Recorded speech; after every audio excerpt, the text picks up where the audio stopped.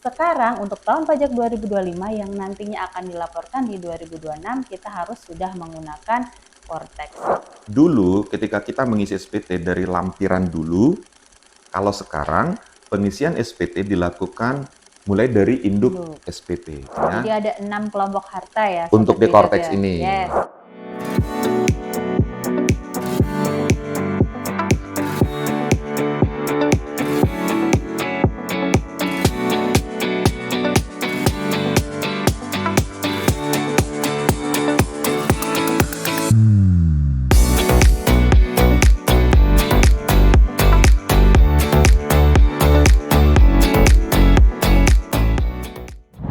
Assalamualaikum warahmatullahi wabarakatuh. Hai Sobat Bijak. Halo Sobat Bijak. Ya, apa kabarnya hari ini? Semoga Sobat Bijak dimanapun berada selalu dalam keadaan sehat dan bahagia tentunya ya. Iya. Selamat bergabung di Bijak Bincang Pajak Kanwil DJP Jakarta Utara. Yang kali ini bersama saya Ratri dan saya tidak sendiri. Saya sudah ditemani dengan Bang Acen, penyuluh Kanwil DJP Jakarta Utara. Iya. Apa kabar nih Bang Acen? Sangat luar biasa. Sangat luar biasa ya. Iya, luar biasa. Ya.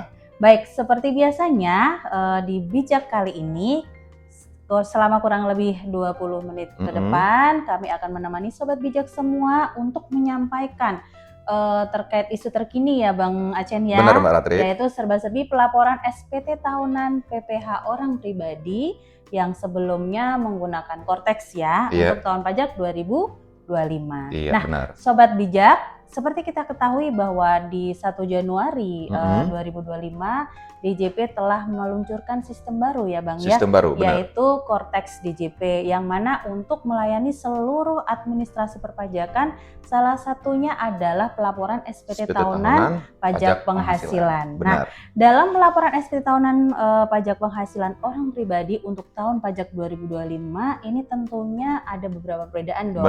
Benar. Ya, dari yang tahun sebelumnya.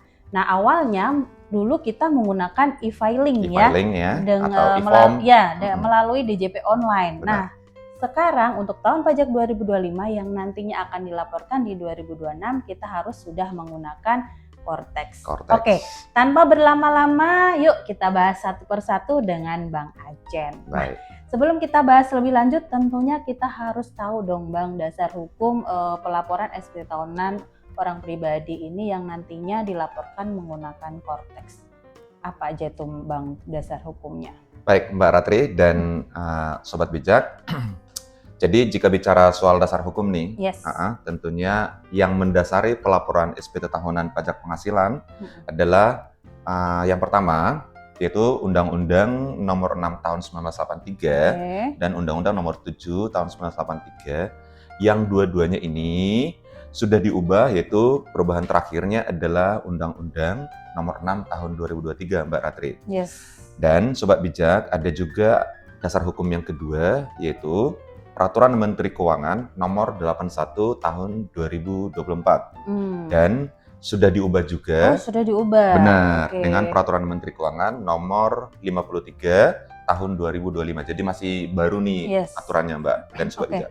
Dan terakhir yang mendasari yaitu adalah aturan yang ketiga, yaitu Peraturan Direktur Jenderal Pajak Nomor per 11 Tahun 2025 Mbak Ratri. Oke, berarti itu untuk aturan pelaksanaannya di per 11 tadi ya Bang ya? Iya, untuk pelaksanaannya. Oke, Sobat Bijak bisa ngecek untuk di tata cara pelaporan SPT-nya di per 11. Ya. Nah, itu tadi ya terkait dasar hukum yang mendasari bagaimana pelaporan SPT tahunan pajak penghasilan ini. Nah Bang Acen, pernah nggak sih kita mungkin dari saudara kita atau pas Bang Acen lagi melaksanakan edukasi ya, ditanyain pasti itu pertanyaan tiap tahun ada terus itu.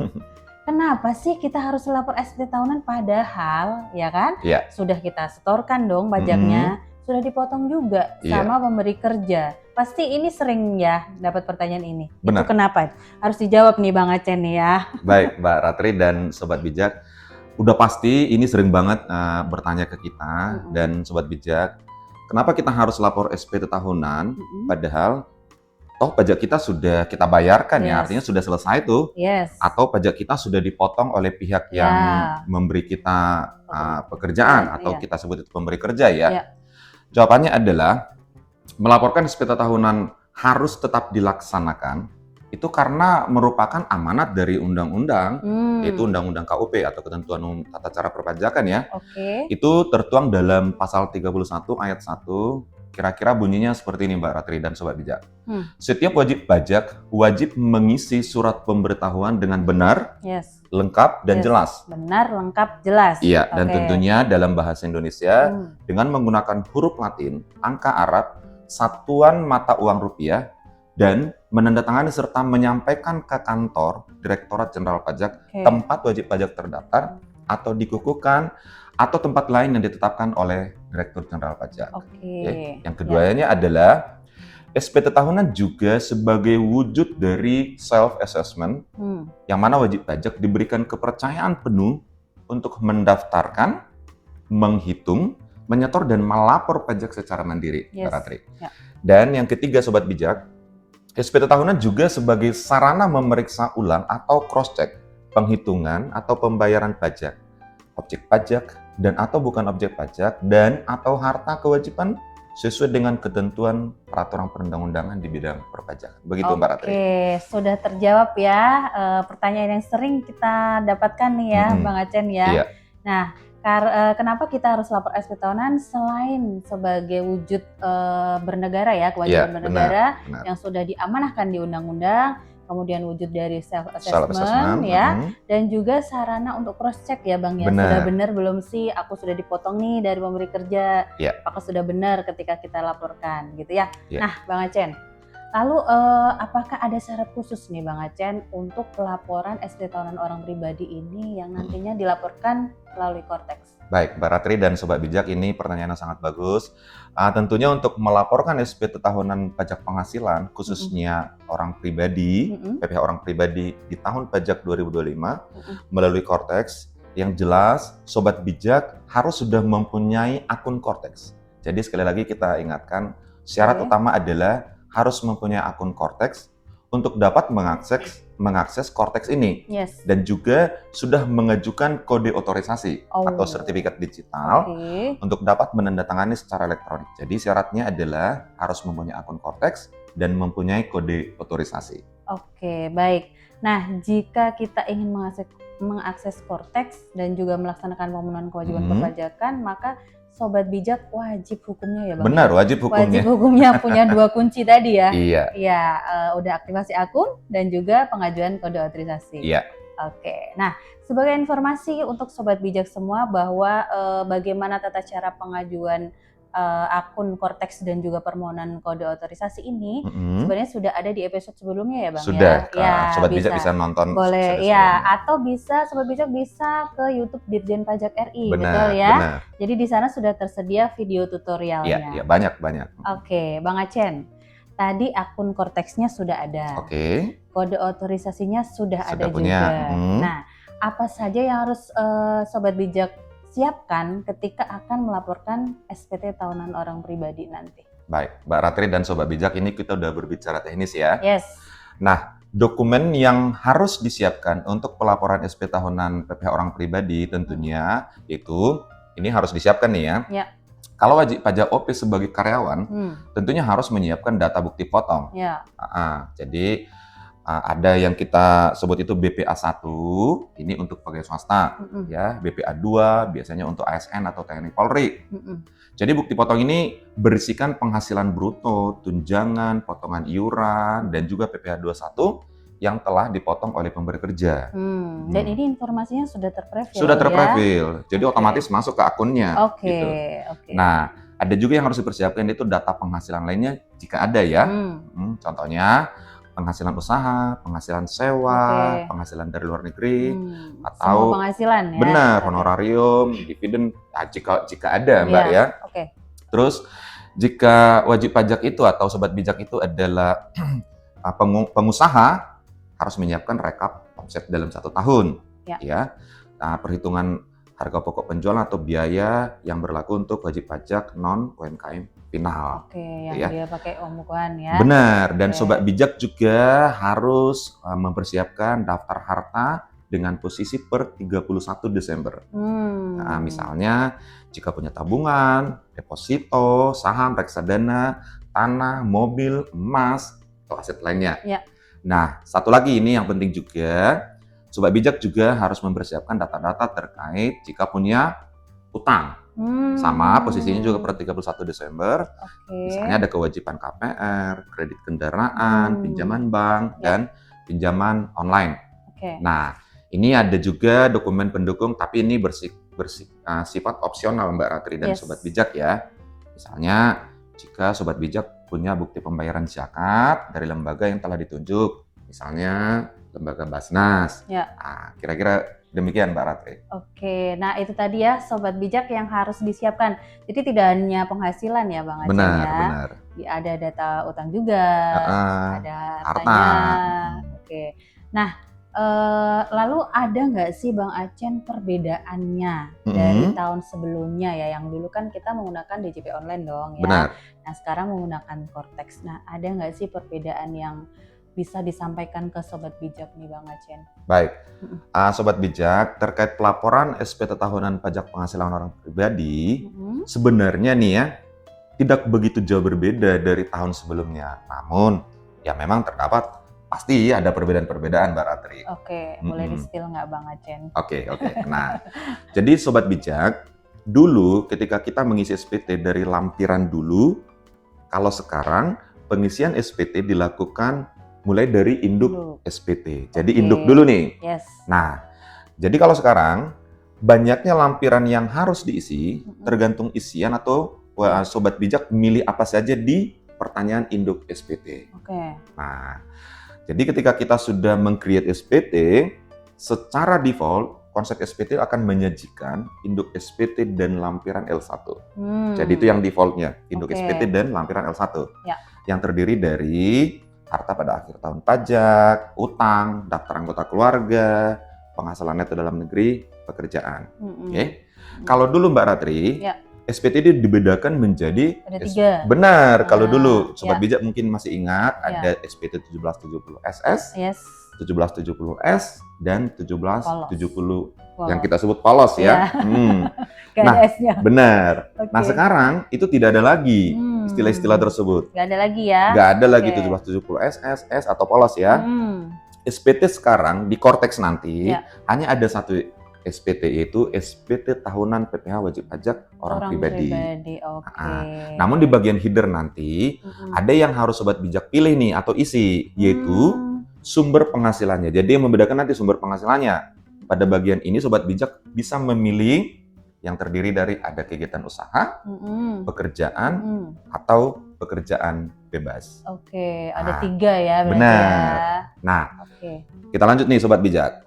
Pada saat pengisian harta, terdapat pengisian yang sedikit berbeda nih dari yang tahun lalu dengan tahun sebelumnya ya, yang mana harta sudah dikelompokkan menjadi 6 kelompok harta Mbak Ratri.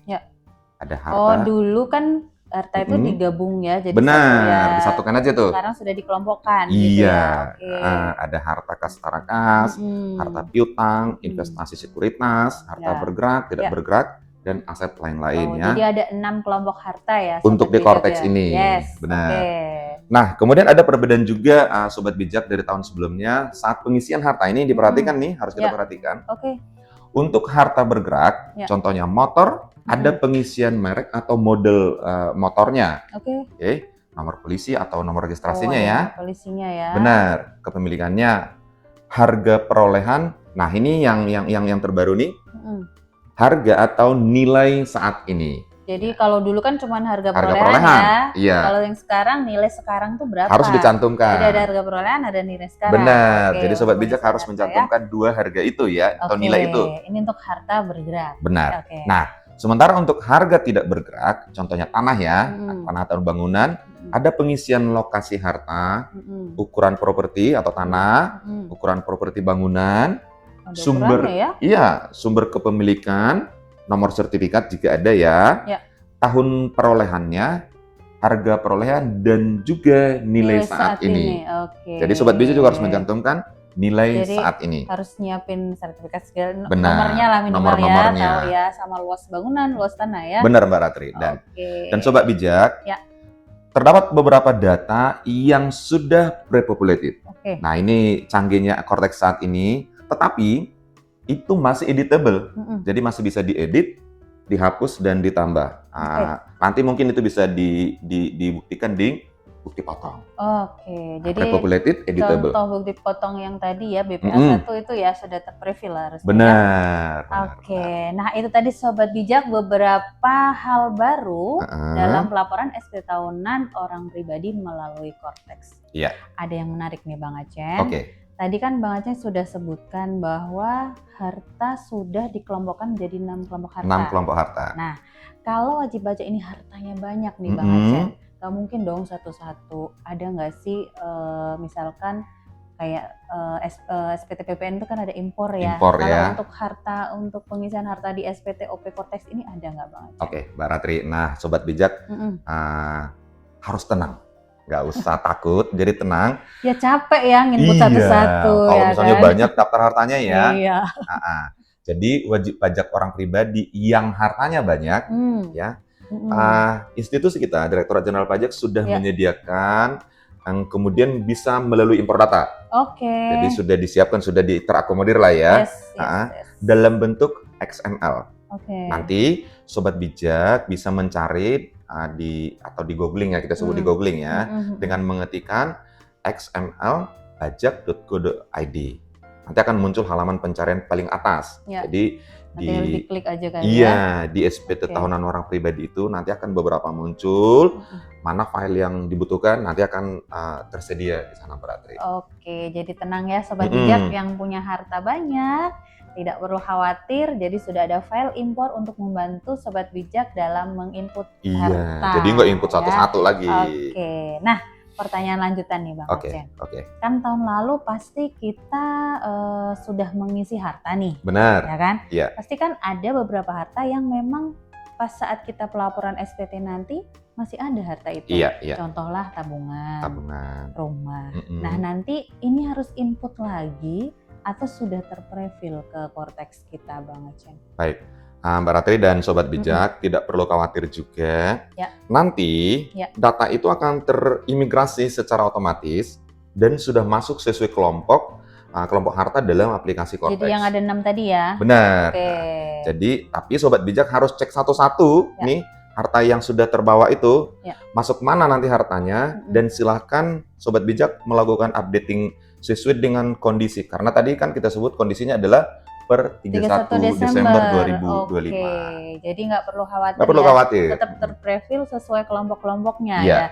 Kalaupun tidak ada, nanti masuknya mungkin ke aset lain gitu ya. Boleh nanti.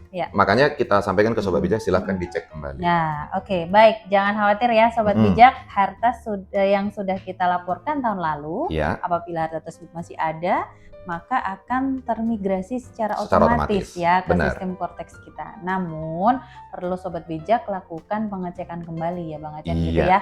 Apakah sudah sesuai atau belum? Ada yang menarik juga nih Bang Acen.